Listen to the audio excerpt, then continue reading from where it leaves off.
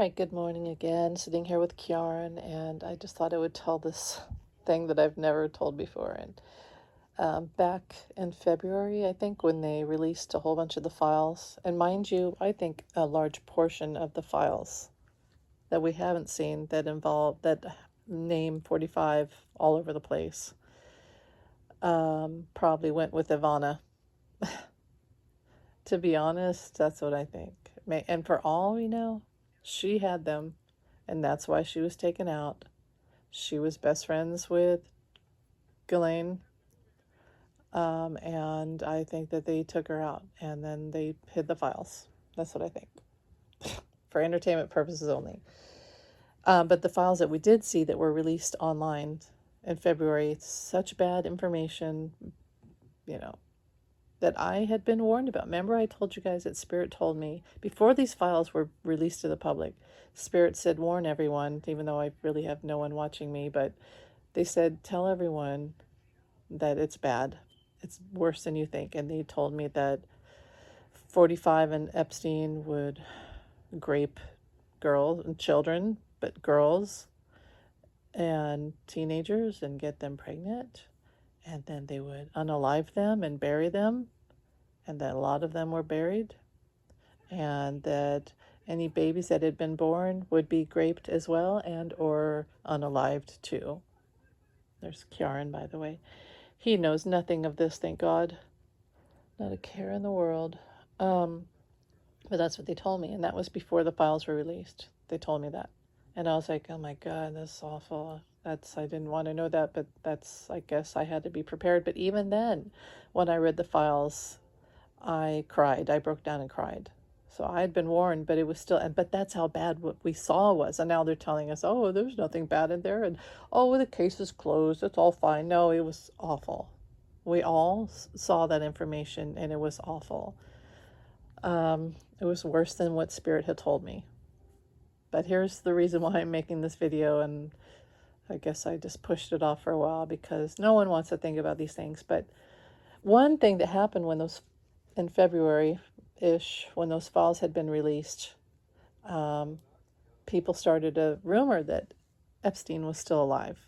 Now, I'd had my theories. I think that it's possible that he escaped prison and he was alive and went off to a tropical island. That's what I got. But I don't think he's alive anymore because I think he was sick. I think he had AIDS. I think that he had other things from his activities and it caught up with him. And I really haven't felt that he's been alive for a couple of years now. And the other reason I don't think he's alive is because around that time when I was reading all those files, like you guys, I was in my kitchen at night and I felt him in my kitchen.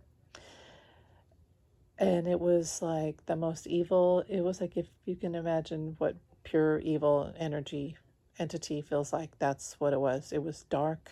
It was evil. It was horrible, disgusting energy. And he was standing to my left. Didn't see him, but I felt him. And I could see him in my mind's eye, my psychic eye. And he was like haughty, which is like him sort of laughing at me, laughing at my being sad about the children and the files and how horrible the things he had done. It was just awful. And he was sort of laughing at me and also trying to scare me because I was all over social media, like talking about the information and trying to keep people from being gaslit into thinking it's okay. Because what they've done is they try to make us feel like it's all okay. One, that it didn't happen. Two, that it's okay. It's like, no, it's not okay. We're not going to accept this. Anyway, Epstein's ghost to my left. It was nighttime. I'm in my kitchen. I was facing the stove. And I just felt like this feeling of, oh my God, this is like so, felt like really, like, I wouldn't say scared, but maybe scared. But then I don't like to be scared, and I don't like, I'm just, you're not gonna come in my house and scare me like that.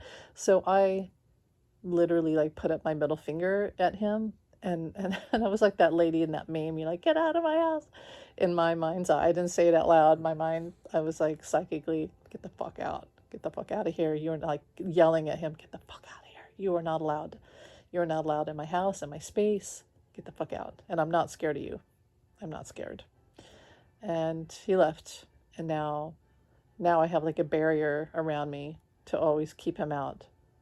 I do feel like he wants to, I do feel like he's like Marley, and 45 is Scrooge, and he's been trying at night and dreams, and which is why 45 doesn't like to sleep.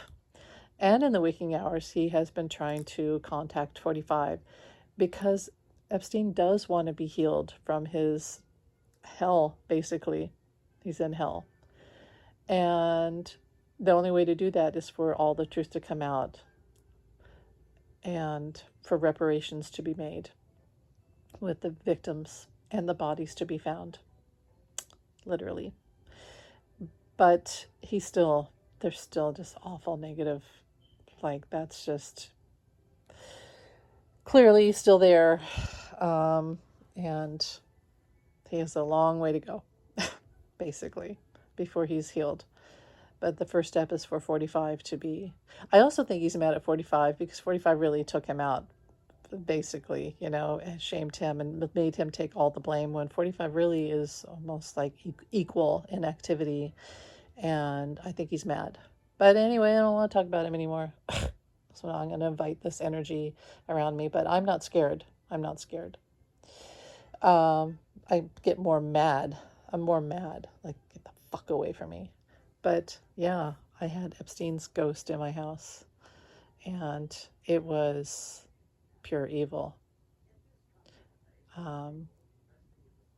Yeah, just thought I would post that. And that's Kieran's ear. If you can't see, there's his fluffy chest, and there's his little ear, and there's the doll that someone gave me when I was pregnant the first time and I was in labor, and then I still have it.